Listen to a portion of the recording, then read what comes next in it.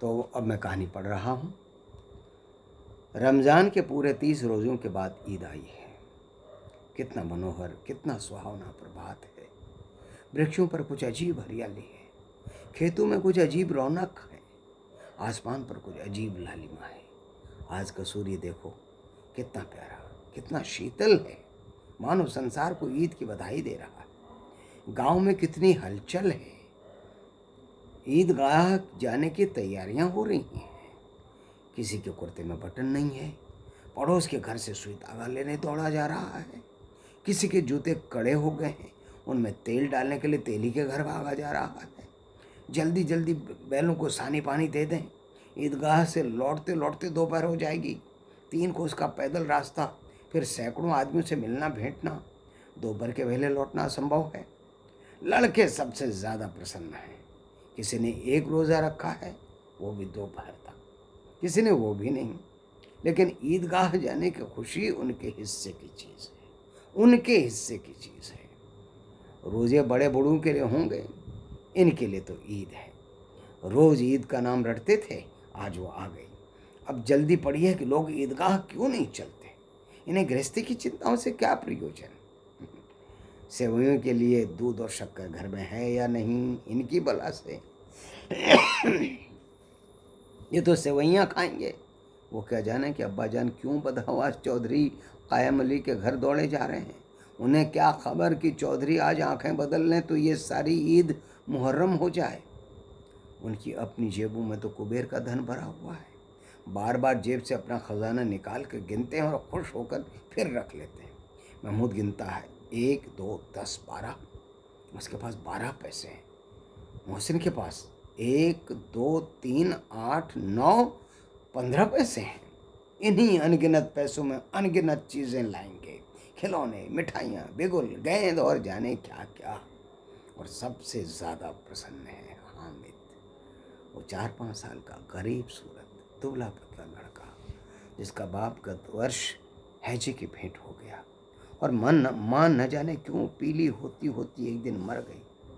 किसी को पता न चला क्या बीमारी है, कहती तो कौन सुनने वाला था। दिल पर जो कुछ बीतती थी वो दिल में ही सहती थी, और जब न सहा गया तो संसार से विदा हो गई। अब हामिद अपनी बूढ़ी दादी अमीना की गोद में सोता है और उतना ही प्रसन्न है। उसके अब्बाजान रुपये कमाने गए हैं, बहुत सी थैलियाँ लेकर आएंगे। अम्मी जान अल्लाह मियाँ के घर से उसके लिए बड़ी अच्छी अच्छी चीज़ें लाने गई हैं, इसलिए हामिद प्रसन्न है। आशा तो बड़ी चीज़ है, और फिर बच्चों की आशा, उनकी कल्पना तो राई का पर्वत बना लेती है। हामिद के पैर में जूते नहीं हैं, सिर पर एक पुरानी धुरानी टोपी है जिसका गोटा काला पड़ गया है, फिर भी वो प्रसन्न है। जब उसके अब्बाजान थैलियाँ और अम्मी जान नियामतें लेकर आएंगी तो वो दिल के अरमान निकाल लेगा। तब देखेगा मोहसिन, नूरे और सम्मी कहाँ से उतने पैसे निकालेंगे। अभागिन अमीना अपनी कोठरी में बैठी रो रही है। आज ईद का दिन और उसके घर में दाना नहीं। आज आबिद होता तो क्या इसी तरह ईद आती और चली जाती। इस अंधकार और निराशा में वो डूबी जा रही है। किसने बुलाया था इस निगोड़ी ईद को। इस घर में उसका काम नहीं है। लेकिन हामिद, उसे किसी के मरने जीने से क्या मतलब। उसके अंदर प्रकाश है, बाहर आशा।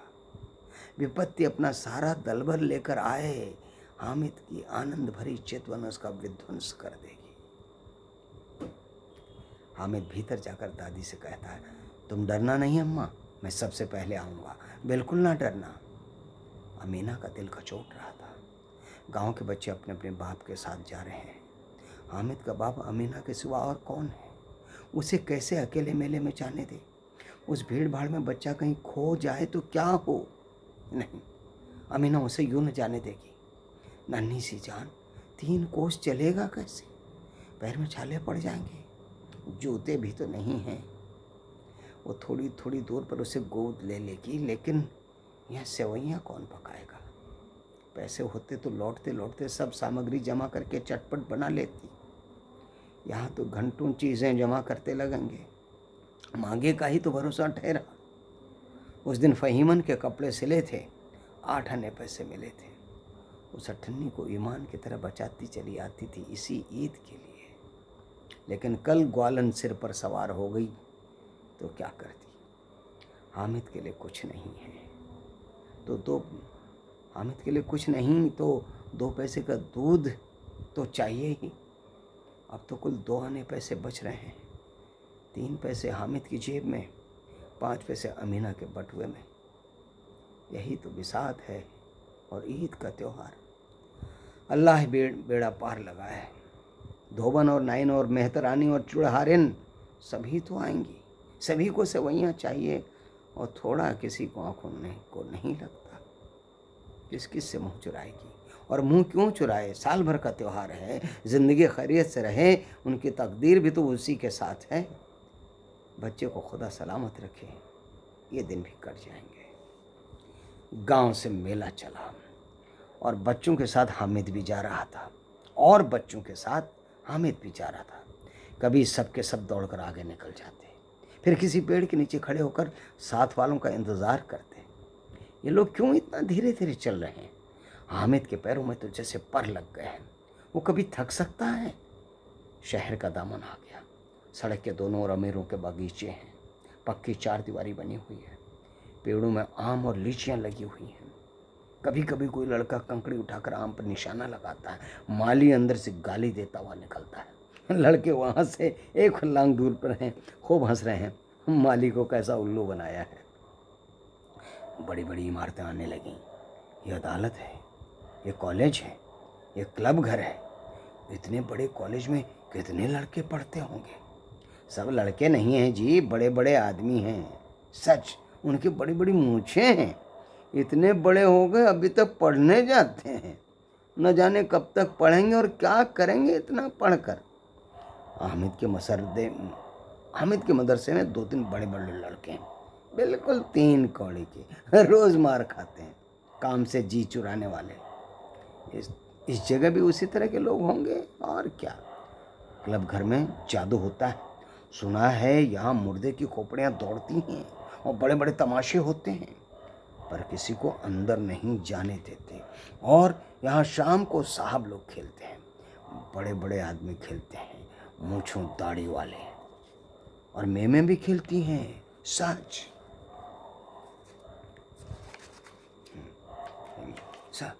हमारी अम्मा को वो दे दो, क्या नाम है, बैट, तो उसे पकड़ ही न सकें, घुमाते ही लुढ़क जाए। मामून ने कहा, हमारी अम्मी जान का तो हाथ कांपने लगे, अल्लाह कसम। मोहसिन बोला, चलो चलो, मोनू आटा पीस डालती हैं, ज़रा सा बैट पकड़ लेंगी तो हाथ कांपने लगेंगे। सैकड़ों घड़े रोज़ पानी भरती हैं, 5 घड़े तो मेरी भैंस पी जाती है। किसी मेम को 1 घड़ा पानी भरना पड़े तो आँखों तले अंधेरा आ जाए। महमूद ने कहा, लेकिन दौड़ती तो नहीं, उछल कूद तो नहीं सकती। मोहसिन, हाँ उछल कूद नहीं सकती, लेकिन उस दिन मेरी गाय खुल गई थी और चौधरी के खेत में जा पड़ी थी। अम्मा इतनी तेज दौड़ी कि मैं उन्हें न पा सका। सच। आगे चले।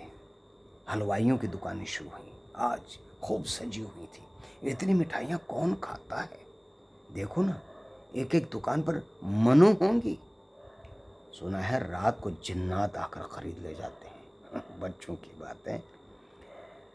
अब्बा कहते थे कि आधी रात को एक आदमी हर दुकान पर जाता है और जितना माल बचा होता है वो तुलवा लेता है और सचमुच के रुपए देता है, बिल्कुल ऐसे ही रुपये। हामिद को यकीन ना आया, ऐसे रुपए जिन्नात को कहाँ से मिल जाएंगे। मुझसे ने कहा, जिन्नात को रुपयों की क्या कमी, जिस खजाने में चाहे चले जाएं, लोहे के दरवाजे उन्हें नहीं रोक सकते जनाब। आप हैं किस फेर में, हीरे जवाहरात तक उनके पास रहते हैं। जिससे खुश हो गए उसे टोकरों जवाहरात दे दिए। अभी यहाँ बैठे और 5 मिनट में कलकत्ता पहुँच जाए। हामिद ने फिर पूछा, जिन्नात बहुत बड़े बड़े होते होंगे। मोहसिन, एक एक सिर आसमान के बराबर होता है जी। ज़मीन पर खड़ा हो जाए तो उसका सिर आसमान से जा लगे, मगर चाहे तो एक लोटे में घुस जाए। हामिद, लोग उन्हें कैसे खुश करते होंगे। कोई मुझे वो मंत्र बता दे तो एक जिन्न को खुश कर लूँ। मोहसिन, अब ये तो मैं नहीं जानता, लेकिन चौधरी साहब के काबू में बहुत से जिन्नात हैं। कोई चीज़ चोरी जाए, चौधरी साहब उसका पता लगा देंगे और चोर का नाम भी बता देंगे। जुमराती का बछुआ उस दिन खो गया था, 3 दिन हैरान हुए, कहीं ना मिला। तब झांक मारकर चौधरी के पास गए। चौधरी ने तुरंत बता दिया कि मवेशी खाने में है और वहीं मिला। जिन्नात आकर उन्हें सारी जान की खबरें दे देते हैं। अब उसकी समझ में आ गया कि चौधरी के पास क्यों इतना धन है और क्यों उनका इतना सम्मान है। अब उसकी समझ में आ गया। आगे चले, यह पुलिस लाइन है, यहीं सब कांस्टेबल कवायद करते हैं, रैटन फाय फो। रात को बेचारे घूम घूम कर पहरा देते हैं, नहीं चोरियां हो जाएं। मोहसिन ने प्रतिवाद किया, ये कांस्टेबल पहरा देते हैं, तभी तुम बहुत जानते हो। अजी हजरत, यही चोरी कराते हैं। शहर के जितने चोर डाकू हैं सब इनसे मिले रहते हैं। रात को ये लोग चोरों से ही तो कहते हैं चोरी करो, और आप दूसरे मोहल्ले में जाकर जागते रहो पुकारते रहते हैं। जब ही इन लोगों के पास इतने रुपए आते हैं, मेरे मामू एक थाने में कांस्टेबल हैं, 20 रुपया महीना पाते हैं, लेकिन 50 रुपये घर भेजते हैं। अल्लाह कसम, मैंने एक बार पूछा था कि मामू आप इतने रुपए कहाँ से पाते हैं? हंसकर कहने लगे, बेटा अल्लाह देता है।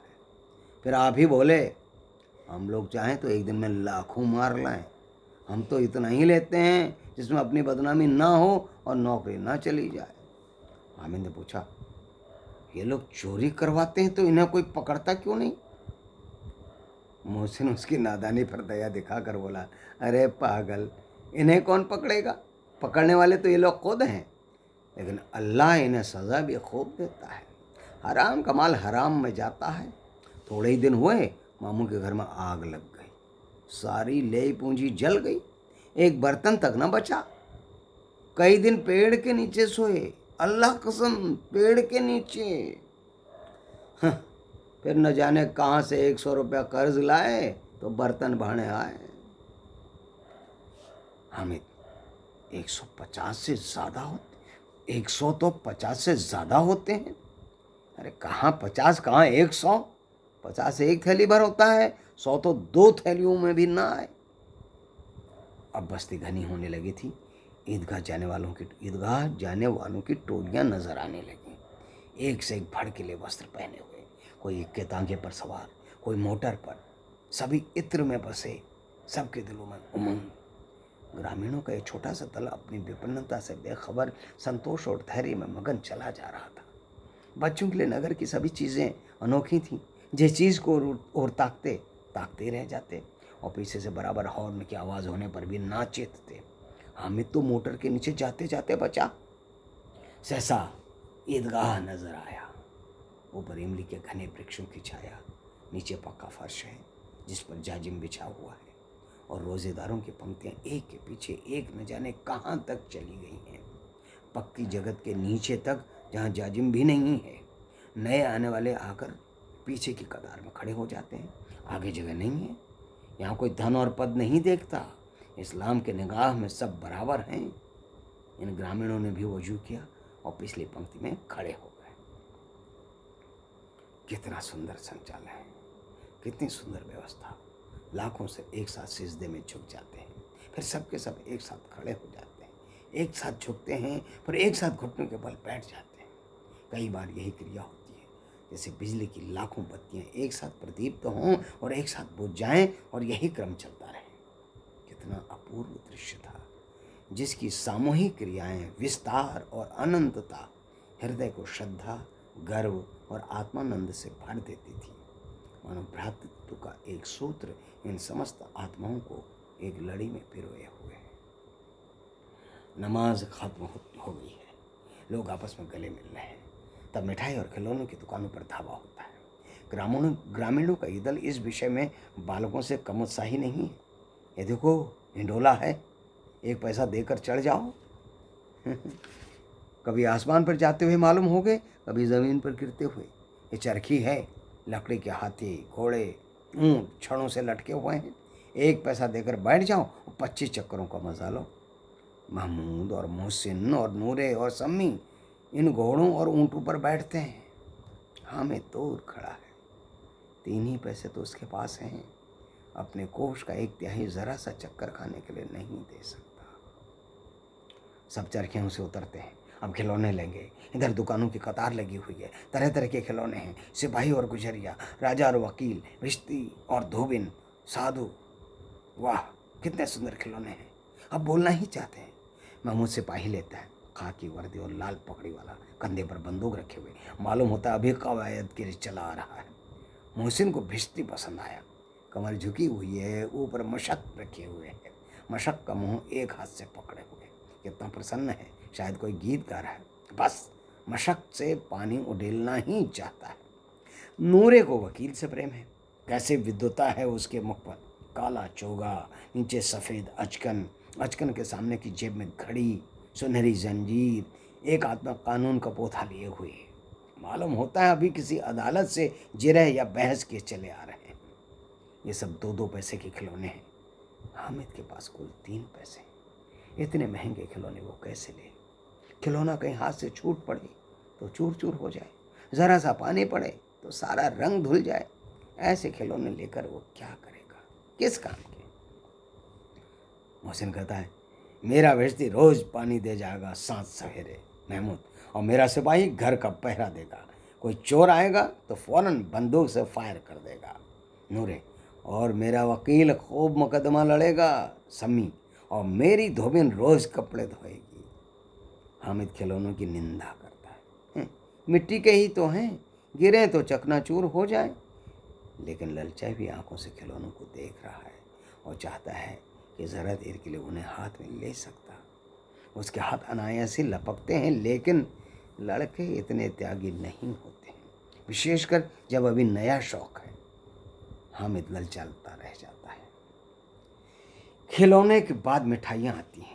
किसी ने रेवड़ियाँ ली हैं, किसी ने गुलाब जामुन, किसी ने सोहन हलवा। मज़े से खा रहे हैं। हामिद बिरादरी से पृथक है। अभागे के पास 3 पैसे। क्यों नहीं कुछ खाता, लेकर खाता।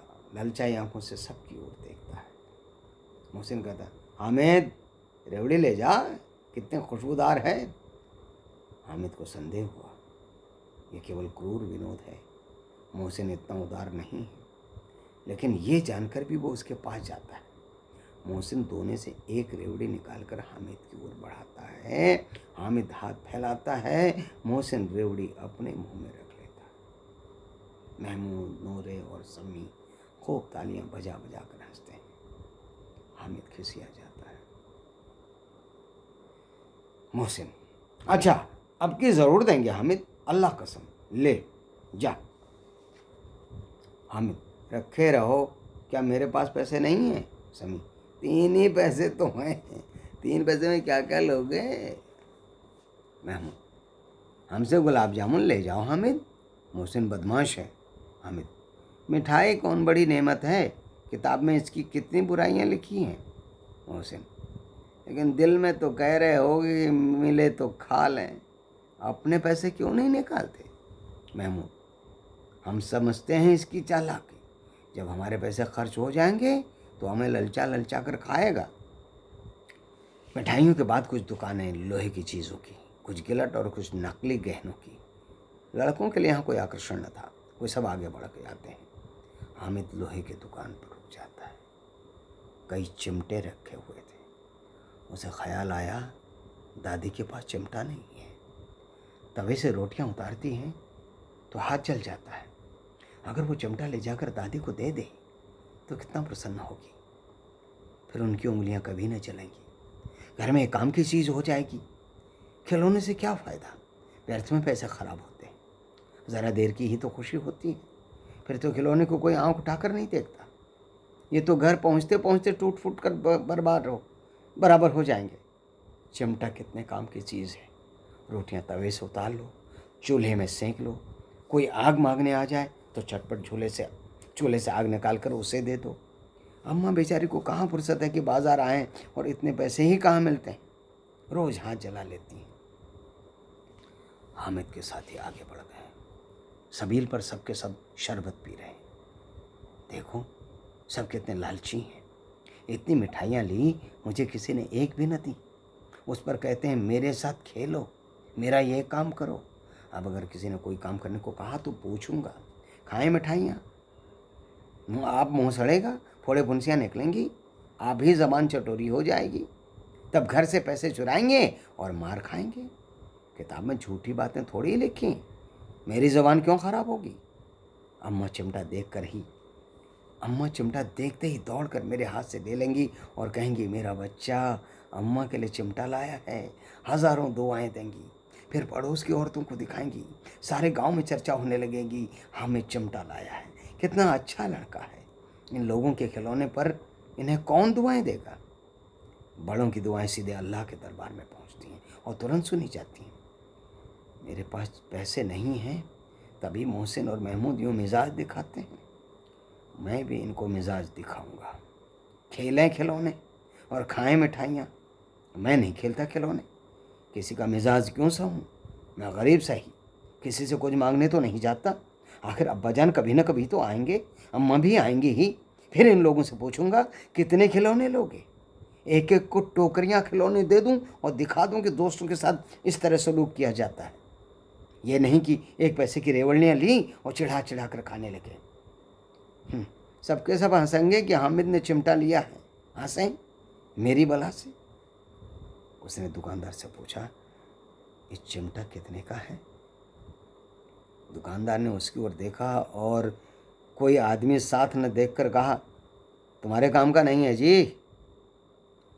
बिकाऊ है कि नहीं? बिकाऊ क्यों नहीं है? और यहाँ लाद कर क्यों लाए? तो बताते क्यों नहीं? कै पैसे का है? 6 पैसे लगेंगे। हामिद का दिल बैठ गया। ठीक ठीक बताओ। ठीक ठीक 5 पैसे लगेंगे, लेना हो लो, नहीं चलते बनो। हामिद ने कलेजा मजबूत करके कहा, 3 पैसे लोगे? ये कहता वो आगे बढ़ गया कि दुकानदार की घुड़कियाँ न सुने, लेकिन दुकानदार ने घुड़कियाँ न दी, बुलाकर चिमटा दे दिया। हामिद ने उसे इस तरह कंधे पर रखा मानो बंदूक है और शान से अकड़ता हुआ संगियों के पास आया। जरा सुने सबके सब क्या क्या आलोचनाएं करते हैं। मोहसिन ने हंसकर कहा, ये चिमटा क्यों लाया पगले, इसे क्या करेगा? हामिद ने चिमटे को ज़मीन पर पटक कर कहा, ज़रा अपना भिश्ती ज़मीन पर गिरा दो, सारी पसलियाँ चूर चूर हो जाएंगी बच्चों की। महमूद बोला, तो ये चिमटा कोई खिलौना है? हामिद, खिलौना क्यों नहीं है? अभी कंधे पर रखा बंदूक हो गई, हाथ में लिया फकीरों का चिमटा हो गया। चाहूँ तो इसे मजीरे का काम भी ले सकता हूँ। एक चिमटा जमा दूँ तो तुम लोगों के सारे खिलौने की जान निकल जाए। तुम्हारे खिलौने कितने ही जोर लगाएं, मेरे चिमटे का बाल भी बांका ना कर सकते। मेरा बहादुर शेर है चिमटा। यहाँ पर मुंशी प्रेमचंद जी ने चिमटे का जैसा अलग अलग उपयोग बताया, ये हमारे थिएटर वाले इम्प्रोवाइजेशन की बड़ी ज़बरदस्त एक्सरसाइज के रूप में करते हैं। कोई भी एक चीज़ ले लेंगे, उसको एज्यूम कर लेते हैं अलग अलग चीज़ें। प्रेमचंद जी ज़रूर नाटक वाटक देखते ही होंगे, मुझे तो ऐसा लगता ही है। हालांकि और दूसरी बात, उन्होंने नाटक भले ही 1 या 2 लिखे हैं, जैसा कि एक करबला, यहाँ तक मेरी जानकारी है। बाकी लेकिन जो कहानियाँ और उपन्यास हैं भी तो कथोपकथन के स्वरूप में हैं, उनमें संवाद है। और जिन लोगों ने नाट्य रूपांतरण किया है उनको बड़ी आसानी मिल जाती है और बड़ा एक सीधा सच्चा रास्ता दिखाई पड़ता है नाटक के रूप में कथानक की संरचना का। मुंशी प्रेमचंद जी का ये भी कमाल है। चलिए, सम्मी ने खंजरी ले ली, प्रभावित होकर बोला, मेरी खंजरी से बदलोगे? 2 आने की है। हामिद ने खंजरी की ओर उपेक्षा से देखा। मेरा चिमटा चाहे तो तुम्हारी खंजरी का पेट फाड़ डाले।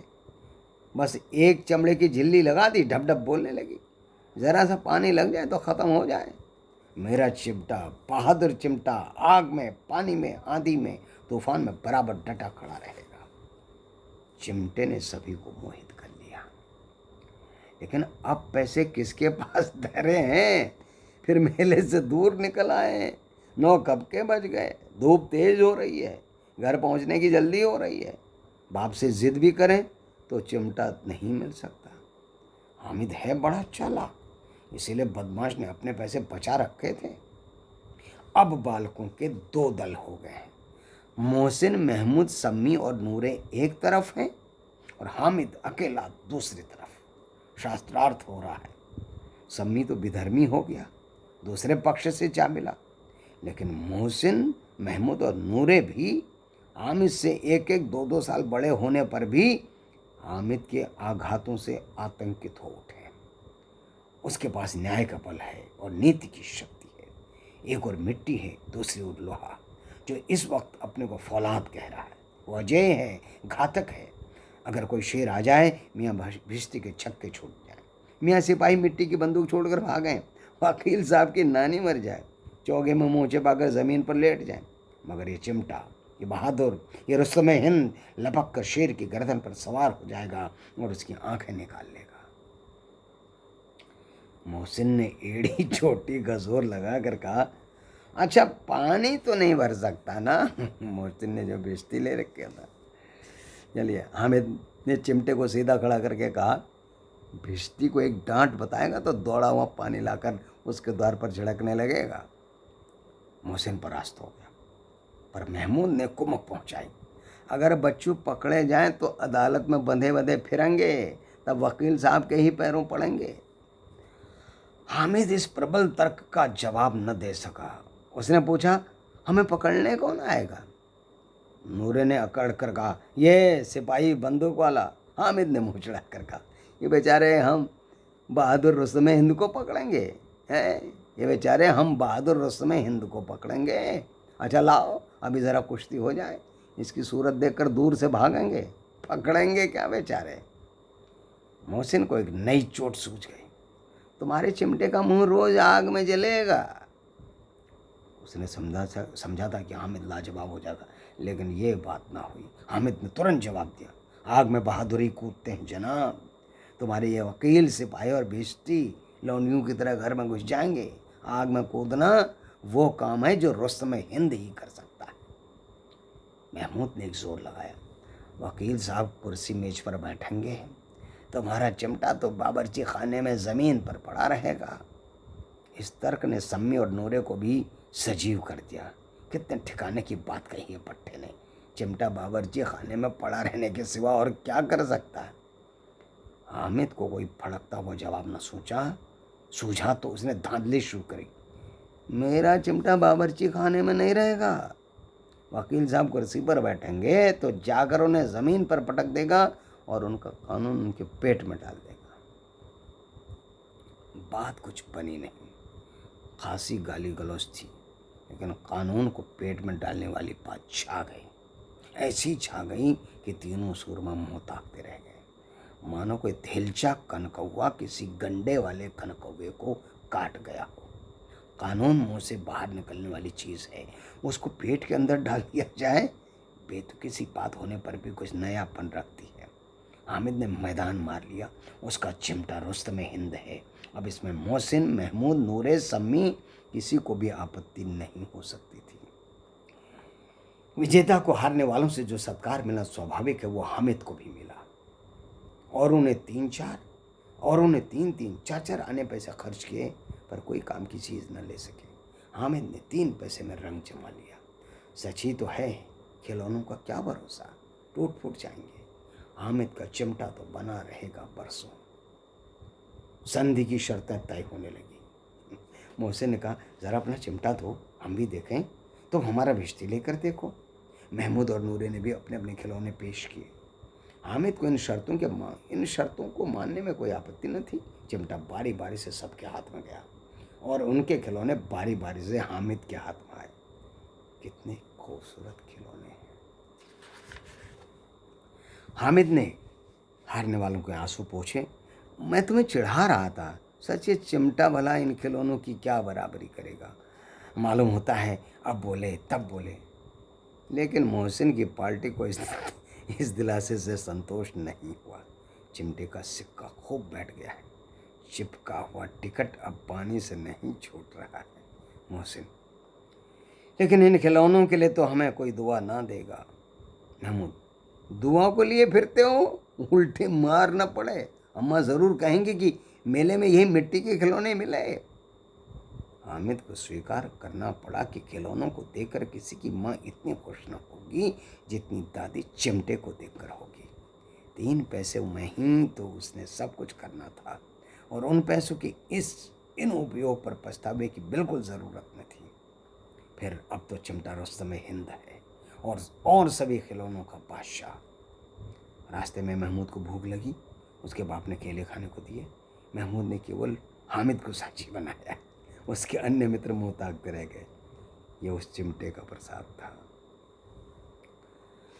11 बजे गांव में हलचल मच गई। मेले वाले आ गए। मोहसिन की छोटी बहन ने दौड़कर भिश्ती को उसके हाथ से छीन लिया और मारे खुशी के जो उछली तो मियाँ भिश्ती नीचे आ गिरे और परलोक सिधार गए। इस पर भाई बहन में मारपीट हुई, दोनों खूब रोए। उसकी अम्मा ये शोर सुनकर बिगड़ी और दोनों को ऊपर से 2-2 चांटे और लगाए। मियाँ नूरे के वकील का अंत उनके प्रतिष्ठानुकूल इससे ज़्यादा गौरवमय हुआ। वकील ज़मीन पर या ताक पर तो नहीं बैठ सकता, उसकी मर्यादा का विचार तो करना ही होगा। दीवार में 2 खूंटियाँ गाड़ी गईं, उन पर लकड़ी का एक पटरा रखा गया, पटरे पर कागज़ का कालीन बिछाया गया। वकील साहब राजा भोज की भांति सिंहासन पर विराजे। नूरे ने उन्हें पंखा चलना शुरू किया। अदालतों में तो खस की टट्टियाँ और बिजली के पंखे रहते हैं, क्या यहाँ मामूली पंखा भी ना हो? कानून की गर्मी दिमाग पर चढ़ जाएगी कि नहीं? बांस का पंखा आया और नूरे हवा करने लगे। मालूम नहीं पंखे की हवा से या पंखे की चोट से वकील साहब स्वर्गलोक से मृत्युलोक में आ रहे और उनका माटी का चोला माटी में मिल गया। फिर बड़े जोर शोर से मातम हुआ और वकील साहब की अस्थि घोड़े पर डाल दी गई। अब रहा महमूद का सिपाही। उसे चटपट गांव का पहरा देने का चार्ज मिल गया। लेकिन पुलिस का सिपाही कोई साधारण व्यक्ति तो नहीं।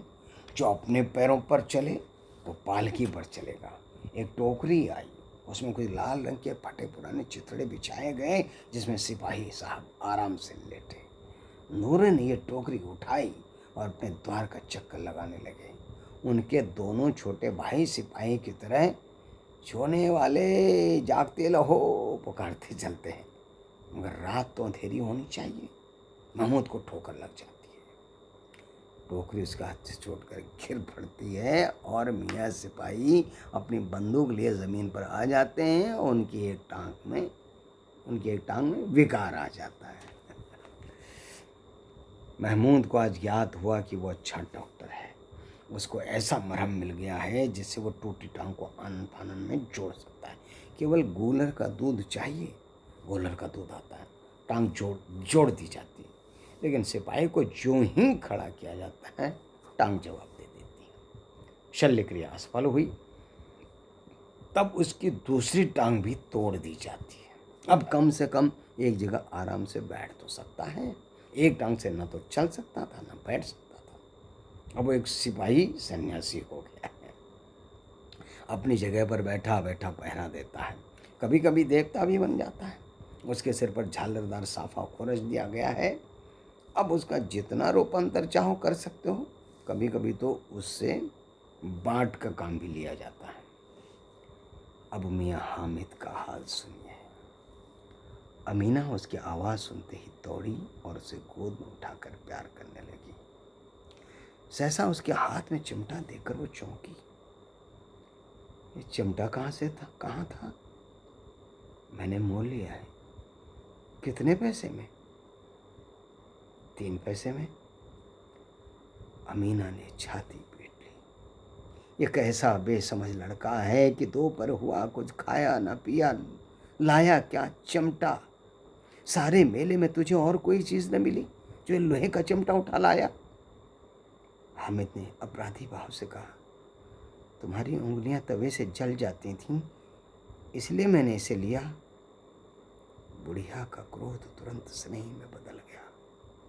और स्नेह भी वो नहीं जो प्रगल्भ होता है और अपनी सारी कसक शब्दों में बिखेर देता है। ये मूंग स्नेह था, खूब ठोस, रस और स्वाद से भरा हुआ। बच्चे में कितना त्याग, कितना सद्भाव और कितना विवेक है। दूसरों को खिलौने लेते और मिठाई खाते देखकर इसका मन कितना ललचाया होगा। इतना जब्त इससे हुआ कैसे? वहां भी इसे अपनी बुढ़िया दादी की याद बनी रही। अमीना का मन गदगद हो गया। और अब एक बड़ी विचित्र बात हुई है, हामिद के इस चिमटे से भी विचित्र। बच्चे हामिद ने बूढ़े हामिद का पार्ट खेला था। बुढ़िया अमीना बालिका अमीना बन गई। वो रोने लगी, दामन फैलाकर हामिद को दुआएं देती जाती थीं और आंसू की बड़ी बड़ी बूंदें गिराती जाती थीं। हामिद इसका रहस्य क्या समझ पाता?